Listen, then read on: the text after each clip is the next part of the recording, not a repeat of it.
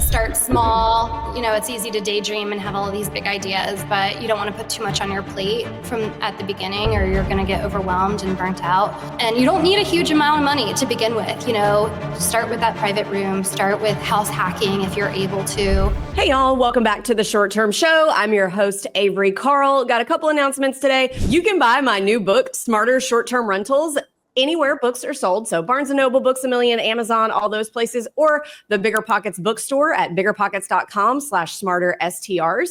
Thank you very much for reading it. Also, the Short Term Shop is hiring in Orlando, in Myrtle Beach, and North Carolina, and also the Shenandoah area. So just shoot us an email, careers@theshorttermshop.com if you are an agent interested in joining the Short Term Shop.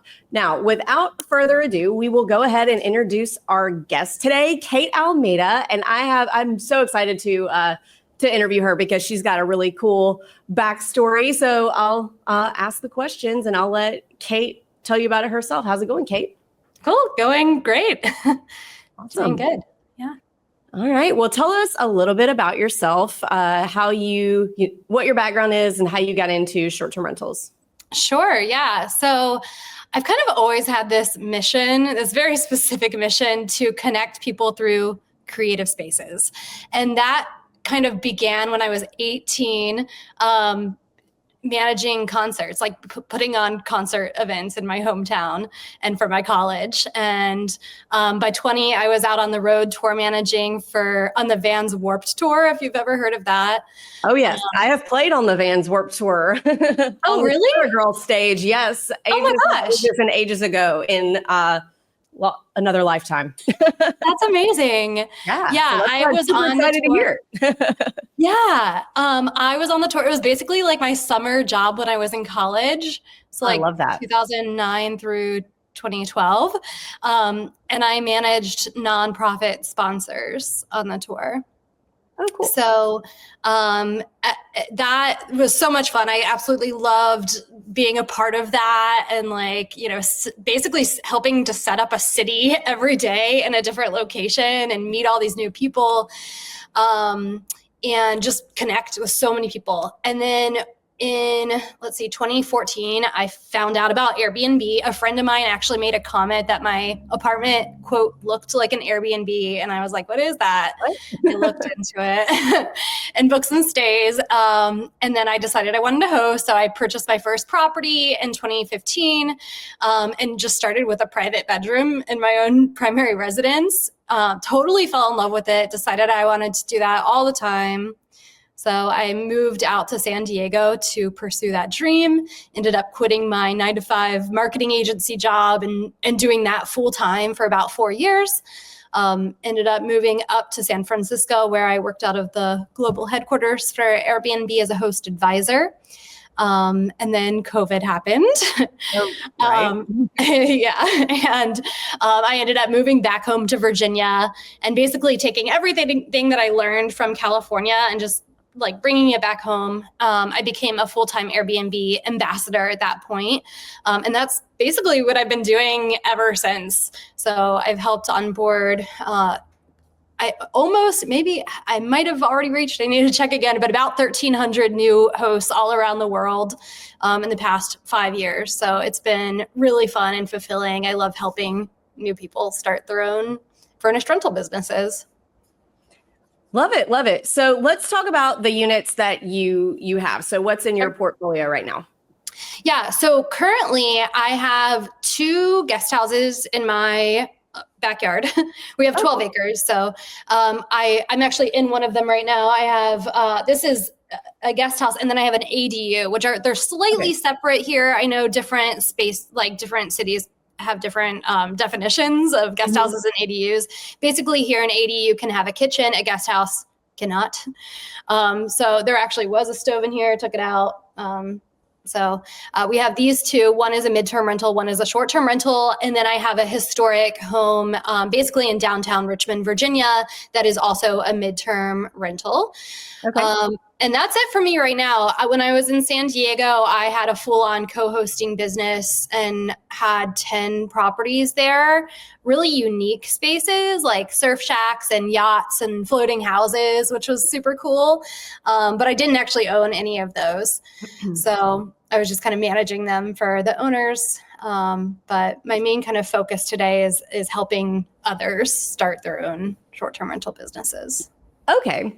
So I have a few questions about this. So it seems like you've managed in a lot of different types of markets and different types of properties. So first I'm going to ask about different types of properties. So I've always wondered, because I don't have any ADUs or guest houses. So here where I live, they call guest houses carriage houses. It's very pretentious sounding. And I don't have any of those things, and I've never rented one of those. But do you find any differences in the way the stays flow or the type of guests that choose, like maybe your historic home in Richmond, like a single family, we know there's nobody else on the property, or that choose knowing it's an ADU or a guest house and that there are other properties on the property that they're staying? That's a really good question. I have found that, let's see, usually I've noticed that it's like a bit younger folks that are usually booking the ADUs and like the guest suites. They tend to be a little bit more like less expensive. And you know, they're not huge. So it's not really like for big families. It's more so for couples or singles coming through. Whereas like my big house in downtown is more for families, like larger groups coming in. Yeah. I feel like that's probably the biggest thing that I notice. Okay. Yeah. I want to hear about the surf shacks and the floating houses. What's a floating house? How does that work? It's literally what it sounds like. It looks like a house, but it's floating, and a lot of them you can't actually drive out. Like they're brought to there, and they're Oh, really? So it's not a houseboat, it's an actual house. Yeah, it's an actual floating house. And there are communities all around the US. Sausalito in California has a huge floating house community. It's amazing. Like Google photos of it. It's really cool. In Seattle, there's a lot of floating houses as well. But yeah, it's a house that is on the water and floats. But it's pretty much there permanently. Like you don't really move it around. If you need to find a boat to like bring it to another place. But really cool experience, and those do very well. Okay, so are these things like out in the middle of a lake or something, and you have to take a boat to get to them, or are they like docked at a marina type thing? These ones are docked at a marina, so it's really easy to get to. The ones in San Diego were essentially in downtown San Diego, and very convenient location. Okay. Yeah. Love that. So what, in terms of your management process and dealing with guests, what are some things, because I think a lot of our community is interested in unique stays like that. Yeah. Can you compare the process in terms of like random things that might pop up that need to be fixed or that don't go right, or just the differences in the process of the flow of the stays in a unique stay, like a floating house and just like a regular house? Yeah, there is a bit more to it. Like sometimes the bathrooms work a little bit different, or like getting onto the dock and into the boat can be a little challenging. For those, I always met the guests in person and like actually greeted them and showed them around and showed them how to do things. That's probably the biggest difference / challenge. But also I feel like that helped a lot, like meeting them in person. There's something about that like in-person, face-to-face conversation where people just felt better about it and like gave better reviews and stuff, which was really cool. I think that's probably the biggest challenge though, is like usually the bathroom situation can be a little different. Sometimes they, for boats, like for the yachts that I had, like there wasn't a ton of water, so we encouraged guests to use the like communal showers at the marina, which was really, really nice and luxe and great. But you know, they might not be able to shower on the boat, depending. Oh, good to know. Yeah. So yeah, just being like really upfront about that. As with any sort of quirks in any space that you're renting, you just want to really over communicate make sure that they know everything that they need for the stay. Yeah. So would you ever do a unique stay like that again? Would you ever manage another one of those, or does it just kind of like jam up your process too much? I totally would. I absolutely would. Yeah. I'm actually looking for something in the Virginia Beach area, maybe a boat with my dad to invest in. That was so much fun. And I would love to do that again. What does a floating house like that in San Diego get per night? That one at the time, so I was managing it between like 2016 and 2019. At the time it was making like, it depends on the season, the day of the week, if there's any events coming to town, but I'd say around like $350 a night. And that was a 2-bedroom, 2-bathroom, 2-level floating house. Okay. That's just so not huge, so fascinating. Yeah. That's really cool. Yeah. Okay. So let's talk about the types of markets now. So are everything you have managed and do manage, are they all in like metro areas or different types? You said the ADUs, sorry, I interrupted you again, are on 12 acres. So that doesn't sound too metro. That sounds country. So my property with the 2 guest houses we're only 10 minutes from the city center of Richmond, Virginia. We are technically in Henrico County, but we're just over that line, which honestly is really nice with the taxes and just getting permits and whatnot. But we are right off the interstate. And so it's really easy to zip down to the city in 10 minutes or less. So all of my spaces have either been in Richmond or just outside of Richmond, or San Diego proper. So I've pretty much always been in or very close to big cities. Okay, awesome. And what would you say is your favorite? Do you prefer having managed in California, or do you prefer Virginia, or does it matter? They're both so great in their own ways. I think one thing that I really miss about California is people, like I had more guests from like more international guests and guests from all over the world that would come there. Whereas Richmond is like more so people driving through that live maybe in North Carolina or like coming, on a road trip from New York down to Florida. It's a lot of like more local or, like more US folks, which is still great and amazing. They're awesome guests. But what I loved about San Diego is I just met so many different people from different parts of the world and like learned about different cultures. I lived in so I had a property where I lived in one of the surf shacks, but there were 4 of them on the property that I managed. So I got to meet a lot of the guests that were coming in and like, have conversations with them, go get a drink with them. And that was really fulfilling, really cool. And I do kind of miss that. It's probably the biggest difference, like where they were coming in from. Yeah.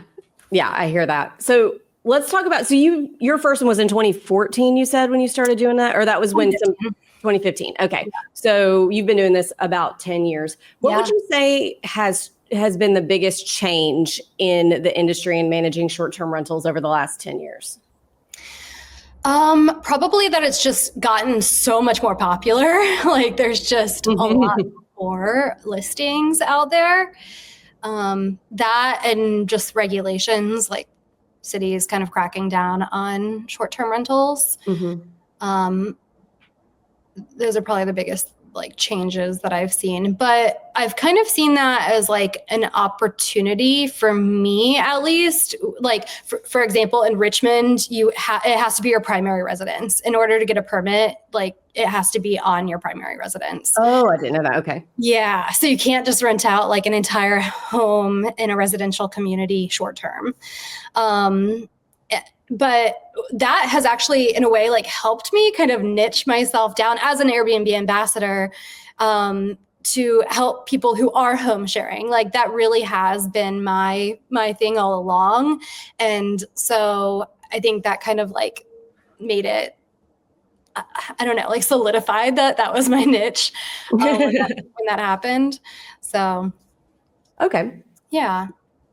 So let's talk about your business. So what advice do you have for other hosts in getting started today? Which I am going to ask you a version of that question at the very end, but we'll go ahead there now. Yeah, I would say start small and start with what you have. You know, I'm also guilty of this, but like I can daydream a lot and have like so many big ideas about all of the things that I want to do. And I get a lot of folks that come into my webinars that also have these big dreams and like, you know, but they haven't even started. They've never managed a space before. So, you know, start small and, you know, I started with just a bedroom in my own primary residence, and I was able to learn so much through doing that and like learn more about design and creating welcoming spaces and, you know, get some good reviews in. And that helped me get more clients and more properties down the road.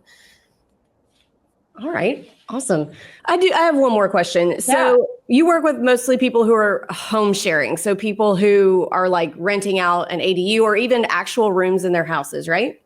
Yeah. I work with all sorts of hosts with all sorts of spaces, but that's something that I'm very particularly passionate about and talk more about in my webinars. Okay. Well, I have a lot of questions about that actually. Yeah. So, when it comes to actual like home sharing, what are some best practices? Because, you know, I only own things that I don't live in. So, you know, you want to make it very standardized, very hotel-like. But when you have your actual stuff in a house that needs to be separated when people are coming in and out, how does that work?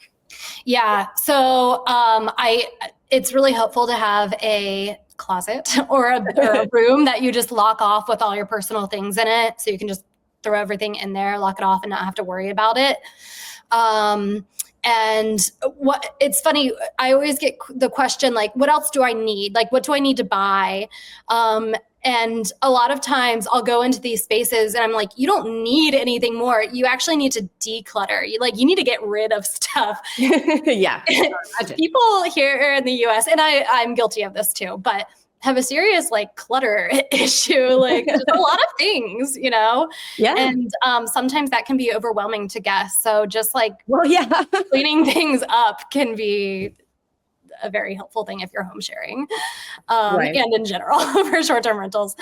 But yeah, and then let's see, like getting a photographer, of course, you know this, but like a lot of hosts who are doing this on their own and they're not a big investor, they put up these photos on Airbnb, and I look through their listing. I'm like, oh my gosh, you've spent so much time and energy and money putting this together, and then you just quickly snapped cell phone photos. Like, please hire a professional photographer. It makes such a big difference.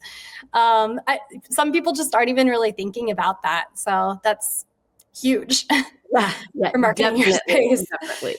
Yeah. So what about food in the kitchen and like spices and things that are going to be in the kitchen? How does, like, it's easy. Okay, well, let me lock up all my personal belongings, but like the stuff in the kitchen, how do we navigate that? Yeah, great question. When I was home sharing with my own personal home, I, of course, made sure that the fridge and everything was always very clean and well organized. But I'm a big fan of labeling things. So I'd have like a label on a couple shelves that were mine, you know, the host only, please don't touch, you know, and then guest shelf, like feel free to use these if you buy anything. I usually did allow them to like use my spices if they wanted to. I never really had any issues with that. I think the biggest thing is just making sure it's very clean and organized, and to have that space for the guest if they are bringing in some of their own things, just make it really clear where that space is. Well, here's a question based on my own experience that, you know, maybe you can give us some advice on what this host should have done differently. So Sure. A couple of years ago, we were driving through Pagosa Springs, Colorado, myself, my husband, 2 kids, and a Chihuahua. And I booked an Airbnb. I don't know, it was probably 2 or 3 weeks in advance. And it looked fine. You know, it was a condo, nothing crazy. And we got there and it was a situation where the host lived there and just kind of like leaves while you're there, which was fine had I known that. But like with kids and stuff, you know, I didn't know if there were like, is there medicine in the cabinet? And, you know, I didn't want any, it's just harder with kids than if it's just you two adults. Yeah. And, there was food in the fridge and all this stuff. And I'm like, oh, I thought this was going to be like a regular, nobody lives here, we're checking in like a hotel type thing, but this person lives here. So then I was like really uncomfortable the rest of the time because I just wasn't expecting it. Like had I known, I wouldn't have booked it. I wouldn't probably book something like that for my family. But anyway, what would be your tips to not do that? I gave her a 5-star review. I would never give anybody less than a 5-star review on anything. But what would be your advice for a host who might be about to make that mistake? Yeah, I'm glad that you brought that up. I think just being super proactive with your communication. Again, like communication is everything. She should have been really clear in the listing that that is her personal space that she's sharing while she's away. When I was doing that with my own personal studio, I was like real clear about that in all of my messages within my listing.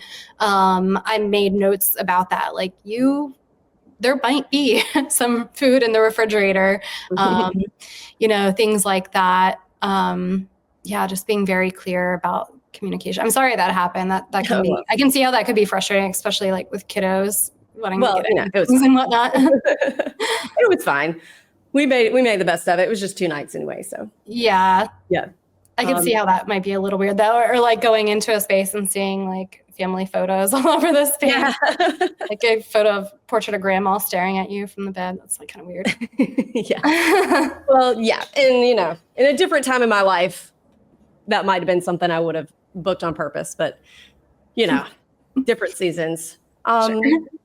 So the last thing I want to ask about is if you're home sharing and you're going to be there during the stays, I have some questions around like personal safety. So I know we all ask a few questions of guests to make sure they're not going to party in our houses or whatever, but when you're going to be there too, that's like an extra level of vetting. So is there anything specific that you do to make sure that you're not, having an axe murderer stay with you?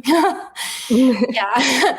I always have a really good conversation with them from the minute they book or before they're even booking. I ask a lot of questions. Hey, what brings you to town? Is this your first time coming here? If they're new to Airbnb, hey, I noticed you don't have any reviews yet. Have you ever used Airbnb before? Just want to make sure, I'm also going to be at this space. This is a private room listing. And of course, having locks on the doors just in case for them and for me on the private like bedroom doors. It's interesting though. I did that for a really long time, like a private bedroom, and nothing weird ever happened. Like I had the most, if anything, they were like almost more respectful because they knew that they were in my space and they were super clean and quiet. And maybe I just really lucked out. But I think a big part of that is just having that conversation and meeting them in person and them seeing like, oh, you're an actual human being. Like you're not just an alien on the other side of the screen. Like you're cool and you care about my stay. And, I would invite them to go, grab food or whatever. And a lot of them became good friends of mine. In fact, one of them actually introduced me to my partner 7 years ago. Oh, wow. Yes, introduced me. Yeah.